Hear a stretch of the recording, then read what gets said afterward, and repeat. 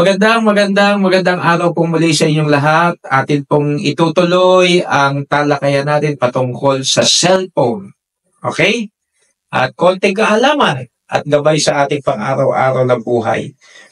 I-share ko po sa inyo yung 3 ways smartphones affect your spiritual life.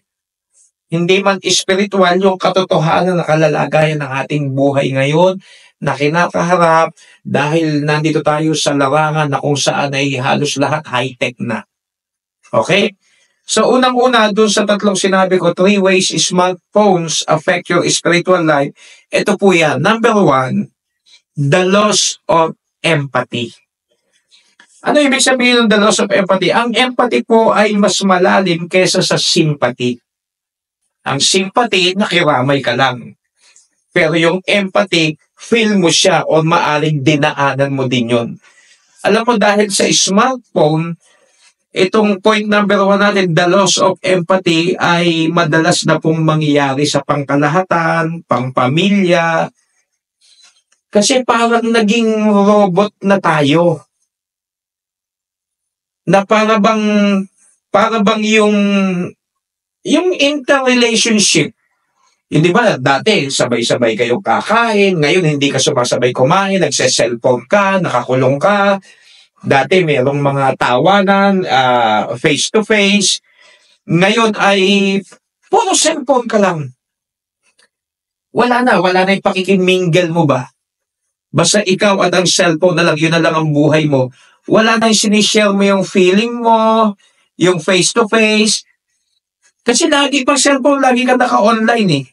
Yung bang mas importante na yung text than talk. Kaya ang nangyayari na nagiging problema minsan ng cellphone, pero hindi ko sinasabing masama ang cellphone, kaya lang kung naging addict ka na sa cellphone, meron ka ng mga napapabayaan na mas importante, talagang kinulong ka na ng cellphone mo sa sarili mo, may epekto po na nangyayari na hindi natin namamalayan, the loss of empathy. Number 2, yung tinatawag na the disappearance of solitude. The disappearance of solitude. Pag sinabing solitude, the situation of being alone. Wala pong masama dun sa minsan kailangan mo mapag-isa. Ikaw lang. Actually, kadalasan, ikaw at ang Diyos.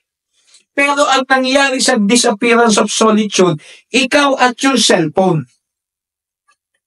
Wala na si nanay, wala si tatay, ikaw at ang cellphone, wala yung mga kapatid mo, wala na yung mahal sa buhay, wala na yung importante sa'yo kundi yung cellphone mo lang. So nagkakaproblema ng hindi mo namamalayan, the disappearance of solitude.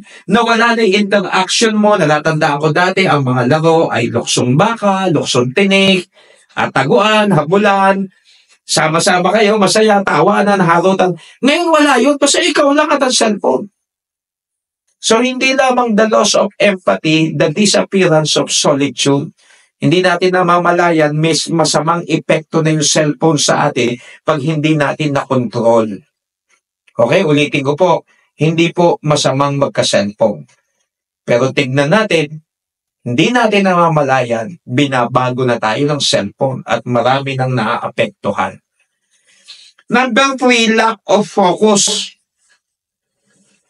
Nasobrahan ka sa cellphone, minsan nga magre-review, examination, dapat mag-review ka, hindi ka ganong nagfo-focus sa pag-review kasi buksan mo muna yung cellphone ko, check ko muna kung ano-ano. Bandang huli na uubos yung oras mo, hindi ka na nakapag-review.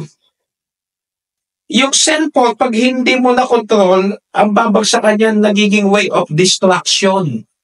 Kaya lack of focus. Kami nga pinagbawal namin sa church sa mga kabataan, kapag mag-worship, patayin na muna ang cellphone. Kasi sa totoo lang, maniwala kayo o hindi, nag-worship yung iba, nagsa-cellphone, nag-game. Yung iba habang pag boring sila sa preaching, magpo-post na kung ano, hindi nakikinig. Kaya kapag gano'n, hindi na nakakabuti ang cellphone, nakakasama na po. Lack of focus. So, ingat tayo sa paggamit ng cellphone. Kasi pwedeng ilayo tayo dito sa Diyos o kaya naman di natin namamalayan, kasalanan na. So I hope maintindihan nyo. Kaya tuloy ganyan ang nangyayaring influensya sa mga kabataan ngayon. Tindi ng influensya ng social media. Magko-closing po ako sa mga katagang ito. Ito po your cellphone has already replaced your camera, your calendar, your alarm clock. Don't let it replace your family by Mohan Selvi. Ang dami ng ginawang replacement ng cellphone dahil high-tech na. Bandang huli, mas pinipili mo na ang cellphone mo kaysa sa family mo. Nakakalungkot yan. Another one, before I close, cellphones bring you closer to the person far from you. Tama nga naman, di ba? Mag-video call ka sa nasa abroad, ang laking tulong ng cellphone. But takes you away from the one sitting next to you. Nakakatulong, natatawagan mo nasa abroad, nakaka-video call mo, ang bilis mag-send ng message kahit anong bansa, pero yung mismong katabi mo, mismong pamilya mo, mismong mga kapatid mo, nanay mo, tatay mo, mahal mo sa buhay, barkada mo, nalayo na sa'yo dahil nasobrahan ka na sa cellphone. So sana kinapulutan natin ng aral. Hanggang dito na lamang po ako. Ito po ang inyong lingkod, ang Peking Kano.